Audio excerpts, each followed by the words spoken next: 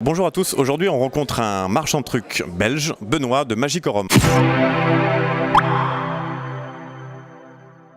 Bonjour Benoît. Bonjour. Alors parle-nous de ta boutique, ça fait combien de temps qu'elle a ouvert, comment ça s'est passé? Alors elle a été ouverte en 2011 et avec l'aide d'un webmaster et web designer, on a réalisé toute une série de vectorisations d'objets qui sont liés à mon histoire personnelle, des objets d'antiquité, des objets étranges, des curiosités, et directement l'univers s'est imposé dans le style un peu Jules Verne, steampunk et autres, mais pas trop non plus pour tomber dans l'excès. On voulait rester dans l'esprit un peu bizarre, magique et cabinet de curiosité et aller petit à petit vers une évolution de mon commerce actuel qui n'a rien à voir avec la magie, puisque moi je suis consultant scientifique en environnement, ça n'a vraiment pas beaucoup de lien.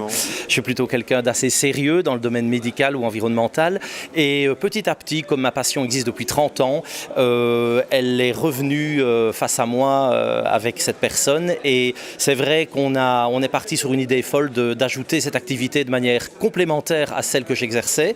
Et puis finalement, elle devient quand même relativement importante, puisque on a maintenant un local de plus de 100 mètres carrés avec 4000 produits différents et des produits très spécialisés qui sont dans un environnement comme un studio, un théâtre de magie qui est installé dans la province de Liège. Plus précisément au-dessus de Liège, donc dans la région de Fléron. Et j'invite tous les magiciens à venir nous rendre visite, si possible sous rendez-vous, c'est toujours plus facile pour vous accueillir. On boit un verre, on discute le coup, et puis voilà, on est là pour faire des échanges et que ça se passe en toute convivialité. Alors toi Benoît, quel est ton parcours magique en fait? Qu'est-ce qui t'a poussé à faire de la magie et à même pousser le pas à carrément ouvrir une boutique? Alors en réalité, un peu comme tous les magiciens, la première boutique offerte par un membre de la famille, en l'occurrence mon parrain, vers l'âge de 6 ans.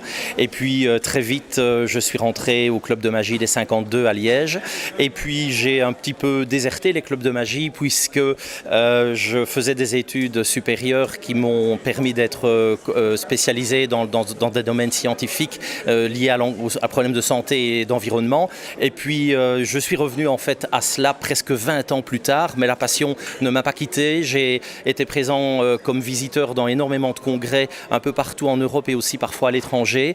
Et puis en fin de compte, voilà, le fait que j'ai pas mal réussi dans le domaine de l'import-export avec mon activité principale a fait que cette expérience me sert aujourd'hui dans le domaine de la commercialisation d'objets spécialisés et dans les conseils artistiques qui sont liés à l'usage d'objets magiques dans comment dirais-je, une situation où on peut raconter une histoire. Tu sors actuellement le Flying Mask de luxe, est-ce que tu peux nous en parler? D'abord, il faut rendre hommage à Igor de Kort, qui est ce magicien hollandais et clown que j'ai rencontré au fameux congrès de Blackpool, qui est la grand-messe incontournable évidemment de tous les marchands et de tous les magiciens. Et Igor et moi, on a sympathisé très très vite. Et puis on a eu un accord de rapport très rapidement, de contrat d'exclusivité par rapport à la France et la Belgique. Lui étant situé en Hollande, évidemment, il décide du marché en tant que créateur de ce masque volant, de ce Flying Mask de luxe qui permet à des magiciens de faire un peu autre chose en matière de lévitation et d'avoir quelque chose qui directement, du fait que c'est quand même finalement la matérialisation d'un visage un peu étrange au travers d'un masque doré avec une expression qui vient vers les spectateurs ou vers les enfants au premier rang, et c'est assez poétique à présenter. Merci à toi, puis on se retrouve bientôt partout sur Virtual et sur Magicorum bien sûr. Hein. Bien entendu. À très vite. Ciao. Au revoir.